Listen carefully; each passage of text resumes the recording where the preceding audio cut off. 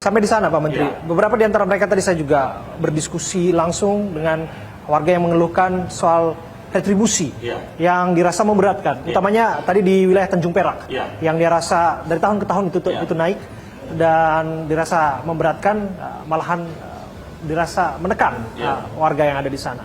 Bagaimana Pak Menteri meyakini bahwa jika sistem ini juga berjalan dan memastikan warga juga tetap lega?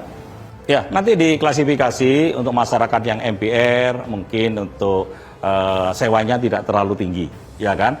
Kemudian yang menengah berapa, kemudian yang di menengah atas itu berapa, itu akan diklasifikasi. Dan ini saya yakin tidak akan memberatkan masyarakat.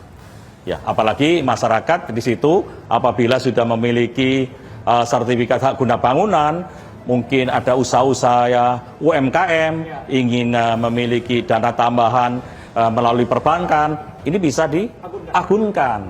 Ya, itu satu persoalan sebetulnya Pak Menteri, yang mana ketika IPL yang dirasa mereka sudah miliki, nah ini tidak bisa digunakan, tidak bisa diberdayakan untuk membawa nilai tambah ekonomi bagi mereka. Tapi solusi yang ditawarkan ini bisa membawa nilai tambah untuk mereka gitu Pak Menteri. Ya, karena IPL kan hanya dikeluarkan dari pemerintah kota. Tapi kalau sertifikat itu akan dikeluarkan oleh Badan Peternak Nasional dan tercatat. Ya, ini memiliki nilai yang tinggi. Dan juga ke perbankan kita punya akses untuk bisa diagunkan. Tentunya akan bisa meningkatkan perekonomian. Tentunya ya tidak pinjam ke bank dengan tujuan yang konsumtif, tapi yang produktif. Ya, ini kita juga akan berikan satu sosialisasi kepada mereka supaya memanfaatkan sertifikat yang diberikan ini dengan sebaik-baiknya. Tadi sudah disinggung juga sertifikat hak milik. Ini juga sudah disampaikan sebelumnya oleh warga kepada saya juga tadi Pak Menteri, dan disampaikan mereka sudah tinggal di sana. Ada yang 20, 30 bahkan 50 tahun Pak Menteri, semenjak dia balita di sana, bahkan orang tuanya pun sudah tinggal turun-temurun di situ. Apakah hak mereka ini, alas hak ini bisa dimiliki secara mereka dengan apa yang mereka harapkan? Ya, sekali lagi bahwa tanah itu adalah aset BUMN, aset pemerintah kota, di mana aset itu tercatat dan sesuai dengan Undang-Undang Nomor 1 Tahun 2004 tentang perbendaharaan, itu sudah ada aturannya di sana. Oleh sebab itu, solusi terbaik itu memang HGB di atas HPL. Namun nanti apabila ada kebijakan, maka kita bisa tingkatkan kepada sertifikat hak milik. Apalagi dengan sertifikat hak guna bangunan, kita juga bisa memverifikasi bapak ini, ibu ini memang punya satu lokasi di itu saja, ya kan? Ini bisa kita kontrol. Kita kontrol bisa sampai 10 tahun kok memang mereka hanya dia yang memiliki, ya kan? Nanti ada kebijakan baru, mungkin bisa di penghapus bukuan dari BUMN, kita serahkan karena perubahan tata ruang yang begitu pesat, sehingga tempat itu tidak mungkin digunakan sebagai tempat stasiun kereta dan sebagainya, itu kira-kira nanti bisa. Ya, tapi ini bukan solusi yang dipilih yang pertama, tapi ini kemungkinan bisa ke sana. Tapi HGB di atas HPL ini adalah yang terbaik, menjawab keresahan masyarakat supaya masyarakat memiliki kepastian hukum. Dan 80 tahun loh. 80 tahun itu pun nanti kalau seandainya tidak ada perubahan tata ruang, satu circle lagi ditambah menjadi 80 tahun lagi, jadi total 160 tahun. Usia kita kan nggak sampai segitu. Oke. Jadi Anda rasa itu adalah solusi yang udah paling baik, win-win solution bagi kedua belah pihak. Oke Pak Menteri, belum lama ini dari KPK menyebutkan sedikitnya 31.000 kasus pertanahan masih terjadi sepanjang 4 tahun terakhir.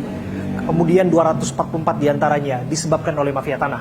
Saya pun meyakini sesungguhnya bahwa kasus-kasus yang terjadi sengkarut pertanahan maksud saya adalah kasus yang disebabkan oleh mafia tanah. Mereka yang sombong keberadaannya karena mereka merasa dibackingi oleh oknum-oknum tertentu. Oknum di militer, oknum di kepolisian, termasuk oknum di BPN sendiri. Pak Menteri, apa komentar Anda? Ya, saya memang melihat di lapangan apa yang disampaikan itu benar. Yang pertama, bahwa mafia tanah itu yang melakukan siapa? Yang pertama jelas oknum BPN. Oknum BPN urusan saya. Kita akan habisin mereka. Yang kedua adalah oknum pengacara.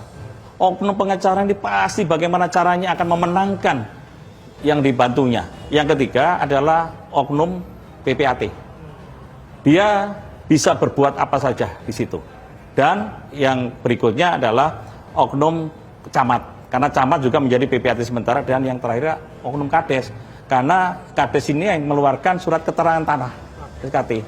Kalau 5 oknum ini bekerja sama, kemudian didukung oleh oknum peradilan, oknum kepolisian, oknum jasa, oknum hakim, selesai sudah masa. Pasti mafia tanah merajalela di mana-mana. Oleh sebab itu, kami akan reduksi semua.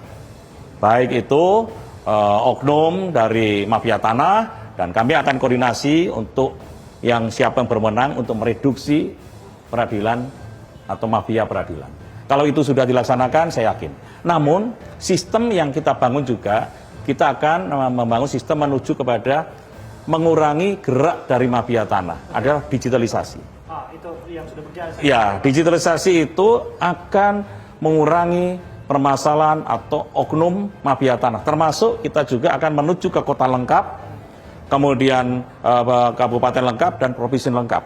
Kalau sudah menuju ke kota lengkap, maka wilayah itu semua sudah masuk ke data dan secara digital sudah ada. Artinya bahwa kita dengar ada peribahasa, jangan membersihkan ruangan dengan sapu kotor. Jangan sampai pada akhirnya mafia itu ada menjadi musuh dalam selimut di BPN sendiri. Pak Menteri bisa identifikasi itu, mulai bisa lihat yang mana yang berpotensi untuk melakukan abuse of power, tapi yang mana yang betul-betul bekerja. Ya, saya sudah di BPN sudah hampir 7 bulan. Saya sudah bisa melihat secara terang benderang di mana letak-letak terjadinya kebocoran, terjadinya mafia tanah, ya. Dan ini sudah ada mereka yang tiarap tidak mau bermain lagi. Ada yang memang sudah sadar. Itu yang akan kami hargai, tapi yang tiarap ini dia mungkin punya pilihan. Menteri ini kan sampai 2024 selesai, nanti bangun lagi, ya kan? Nah, itu juga kami antisipasi semuanya, ya. Namun kami juga menekan anggota BPN, juga saya harus memperhatikan kesejahteraannya. Oleh sebab itu, saya terus berupaya untuk meningkatkan rimun. Ya, saat ini rimunnya paling rendah.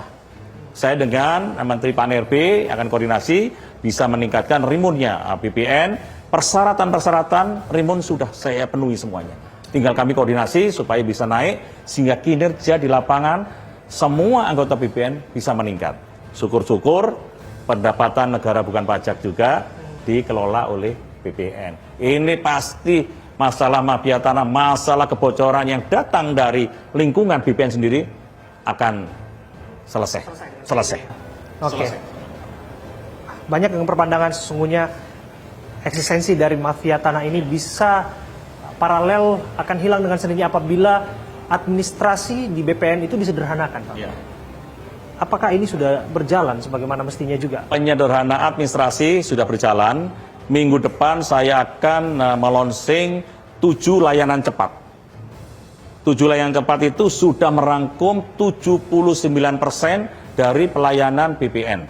Contohnya adalah untuk balik nama, itu berapa hari? Ya, untuk melihat katanya sertifikat itu berapa hari? Akan kita tulis 7 macaman itu, dan akan saya sebar kepada seluruh kantah. Kita pasang banner, masyarakat lihat loh, saya akan mengurus atau menyelesaikan masalah pengalihan hak. Oh, ternyata 7 hari, katakanlah.